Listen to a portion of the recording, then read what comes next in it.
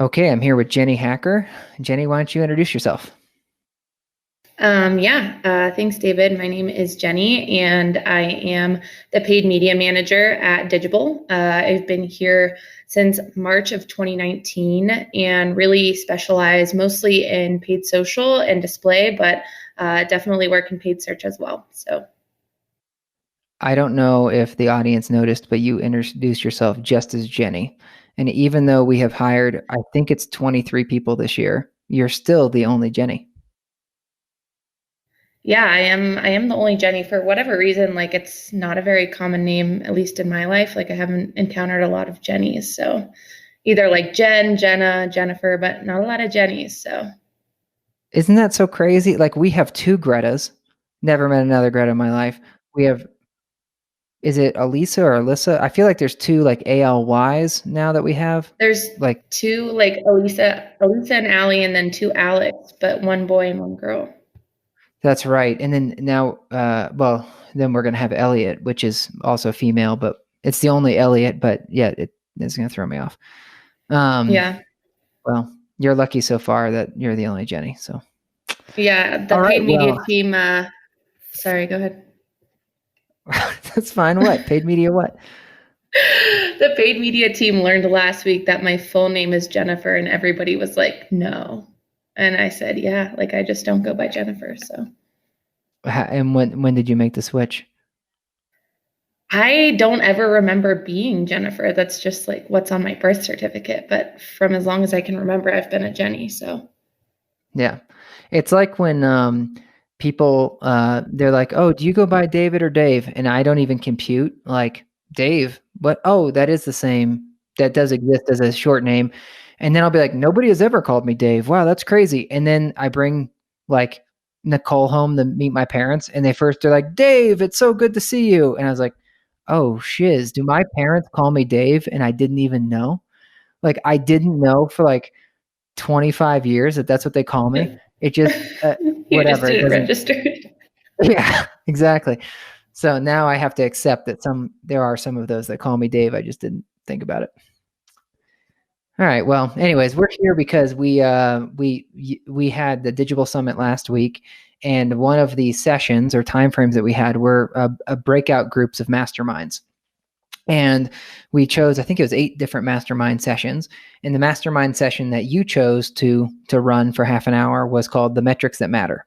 And so thought that you'd be, I don't know, the key person for this role when I asked you if you would do it like the day before the conference, because you obviously are on the paid media team. You do so much with data here and there, and figured that you would probably be able to spark some good conversation. So why don't you walk us through what were some of the takeaways that you guys had in that half hour that you were talking about metrics? Yeah, I think for me, the biggest takeaway that I noticed is metrics are super scattered across the board between, whether it's the marketing manager, whether it's the regional, whether it's the leasing consultant. Everybody is really looking at different pieces of metrics that don't necessarily always align to successful marketing campaigns. So for us, we look at, oh my goodness, this is a great conversion rate, so many leads, so many calls, but that's not always translated into leases. So there was definitely a lot of discussion on which metrics people are looking at and how they don't always funnel down to success for the property. So what were those key metrics from the property's angle? What are they usually watching, which is different than what you guys watch? So what they're looking at is really what happens after we drive either a phone call or a form fill. So for them, they're really looking at, did somebody actually come in and tour an apartment? Did somebody actually apply and get approved and sign a lease? So those are kind of those lower funnel metrics that we don't have insight into. So I found it super interesting just to say, like, yeah, this campaign can look super successful on the Digible side, but if those aren't turning into actual leases, what are we looking at for marketing success? So there was definitely a divide between everybody on the call. We had an SEO person on the call, marketing directors, all of that good stuff. And it was nice to kind of see that exchange of ideas between maybe the SEO person that's looking at, organic search ranking versus a marketing director who's looking at what are we doing on the digital side versus somebody at the property saying, hey, we need to get people to actually sign our leases. So those were some of the things that we talked about. Yeah. No big surprise there, right? I actually just had a new potential client call yesterday where they were reaching out because they were like, well, from these other providers, we're getting just calls and we just don't know if they're good calls. And then when we listened to the calls, they were not good. And they're like, look, we're not marketers. We're just owner operators. And we're not really sure what success looks like from a marketing campaign. Then the only thing they can think to is to listen to calls. And then when I listen to these calls and they're clearly not, good calls, then like, what do I have to go on besides like, it's not working. And so it's similar to any organization, right? Where if internally, Jenny, you have a different goal for yourself than what I would want your goal for yourself to be, shoot, of course there's going to be friction, right? Because we're just going after different KPIs. So did you have any takeaways from the conversation that would have led you to say, hey, there's a better way that we can do this? Like, I'll just plant the seed. I don't know if but it's like with clients I know a lot of times we ask like, what is their KPI? But if a client says my KPI are leases and we can't get there, we definitely have to push them a little bit harder. But if we can agree on, all right, you're going to judge success on your campaign by this metric, or did you have anything that was surprising besides just getting clarity, when you're onboarding? Yeah, I think definitely like getting clarity when you're onboarding is important, but getting more information from the property. So like, what are your occupancy numbers? Do you need to fill 100 2-bedroom apartments?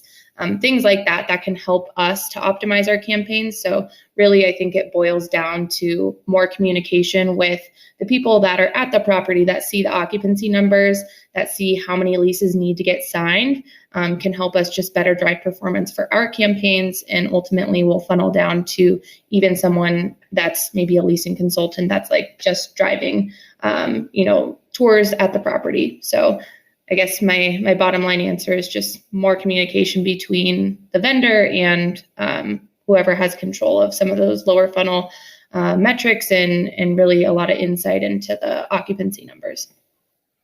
Well, this is only the second Mastermind recap I've done. The first one was Michelle with budgeting, but one of her key takeaways was communication between vendors. And it feels like you're saying communication between like everybody in the organization and vendors. So it just seems like this may end up becoming a recurring theme. Well, you dropped me a note here, and I haven't read all of your notes that you took during this session, but you had mentioned that you had asked if success metrics were universal across the client's organization. What'd you find out? I found out that it's not. Really, like for us, we're looking at what's going on in the UI, what's going on in Google Ads today, what's going on in Facebook, versus people are looking on the on-site management team. How many tours did I complete today? And it's not necessarily all connected. So for someone who's in a marketing role at a property management company, they're looking closer to what the metrics are that we're looking at, the vendor side, versus really just different metrics that people are looking at, whether it be on-site management or regionals or somebody at the corporate level, anything like that. It's all very, very disassociated, I would say. And that was kind of the pain point of the whole group. They were like, yeah, like I say we're performing well, and apparently we're not. So it was just a lot of disconnect between everybody. So I think it was really interesting to get the perspective of, I believe his name was Tyler. I could be very wrong.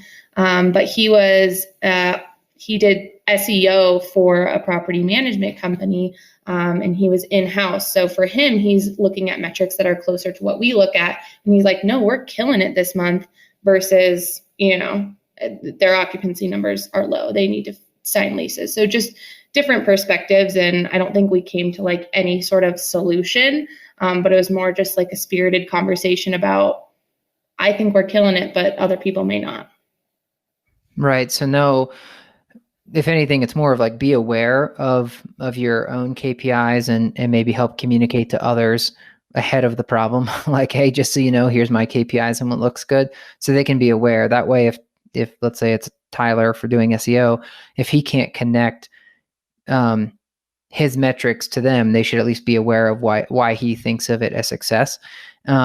And to your point, what it sounds like a lot of the on-site members or regional members are considering is they're looking at sort of the outcome of things versus what a leading indicator is, right?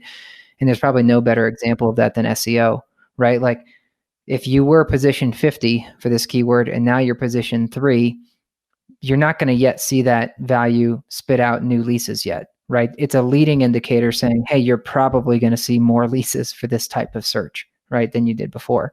So his is is leading instead of lagging. So how were people then trying to, like, in their head, how were they trying to make sense of this? Like, I'm spending a lot of money and energy on marketing, but it sounds like nobody knows if it's working. So was your sense that people were like, shoot, I've just decided I can't know and I'm going to live with it, but I'm going to be angry about it? Or how are they justifying the marketing spend in their head? I don't think there was any solution, right? Like, I think people were like, we all know this is a problem. There's difficulty in attributing all of our marketing efforts down to someone signing a lease. So I think everybody knows the value of marketing, but they can't put a dollar amount on it. And that's where it gets most frustrating. Like, what is our return on spending $1,000 on this display ad? What is our return? And really that was kind of the ending of the conversation, is like, there has to be a solution. There has to be a fix. But in our 30-minute mastermind, we did not get down to tracking revenue all the way from a display ad to someone signing a lease. It's a pretty large topic to cover, but we at least kind of chipped away at it for about 5 minutes. So. Yeah, well, first of all, attribution. I think it's Michelle from Lincoln had said that this is like the want to solve impossible problem or something of that nature. It's like the holy grail that no one's going to find. And shame on you for only spending 5 minutes on it in 30 minutes. All right. Well, what kind of digital metrics did you guys end up getting into that people could agree on?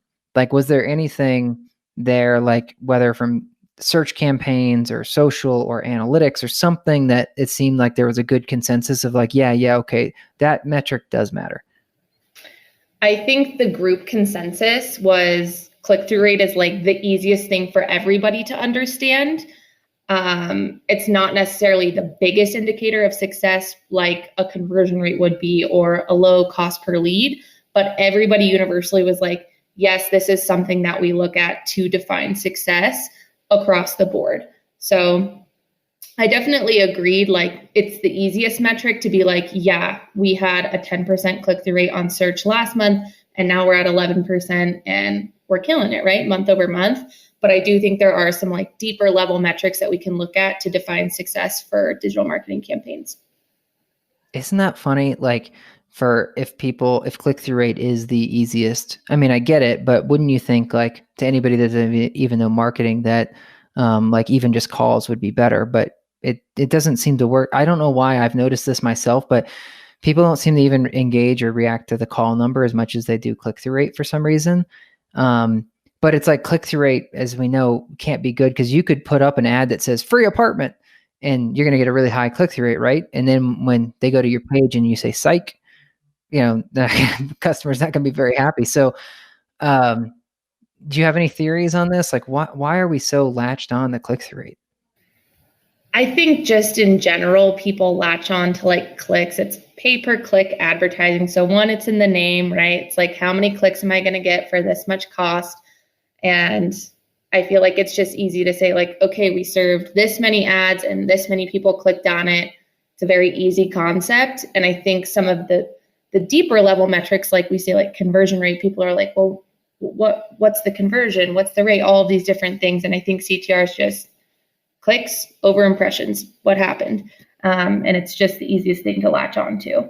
And I think also, like, probably with other vendors, they're maybe not getting as detailed of reporting as we might be giving at Digible. Like, we're looking at CPL, conversion rate, site visit rate, all of these maybe like metrics that we find more useful. But I think the universal one that people are seeing across the board with every single one of their vendors is CTR, CTR, CTR. Why that one is the one people pick, I don't really know. But I think it's probably the most commonly used, therefore the most comfortable amongst everybody. I'm trying to think of like a good analogy, and I don't know why I can't think of anything else right now, Jenny, but it's like if someone wants to know if you're in shape and they're like, how much you bench, bro? And it's like, as if like your bench says how good. I mean, look, I can do some push-ups, Jenny. I think I'm generally in good shape, but dude, I don't know if I could bench like 3-digit, meaning like 100 pounds. I have never said underneath. Last time I think I was underneath a bench press. I think I was like 11 years old, and we bought this like thing at a garage sale with like these rusted plates and stuff. And my friend Chris was like, "Oh, hey, why don't you?" He did some with like some plates on it, and I was like, "Oh yeah, it looks easy." And I was always a small kid, but I got down there, and this was like a child's bench press, and I couldn't lift the bar. I was like, "Okay, this is not for me. I cannot even lift the child's bench press bar." And so I've just decided never to bench again. But that's my example. Click-through rate is the bench of metrics. I think that's like the perfect analogy though, right? Like, what we don't determine is like, okay, well, if we're going with your metric, right? Like how much can you bench, bro? Like, we're not determining like how much this person weighs, or, you know, what their physical capacity is before or after the bench press, whatever it is. But it's the same thing with click-through rate. Like, yeah, you can look at click-through rate to determine success for your search campaigns, but you can't compare that against your like paid social campaigns. They're just different body types, so they bench press differently. Yeah. So yeah, I think we have a title for an episode at some point. How much do you bench, bro? Yeah, this is great. Do you have any final thoughts before we sign out here? No, I think that just the key thing to moving forward is just better communication with vendors, with people on site, and with regionals to really help improve performance on our end. The more we know, the better we can do. So I guess those are my final thoughts. Yeah. So communicate with your vendor. It's helpful if they know your own goals, right? So if you're like, hey, the regional or the owner or whoever the stakeholder is really cares about X, Y, or Z. And even if that's something that, let's say, Jenny, your team can't manage to, at least you know what it is, and you can start to optimize the campaign towards what may be leading indicators of what they're looking at for success. Exactly.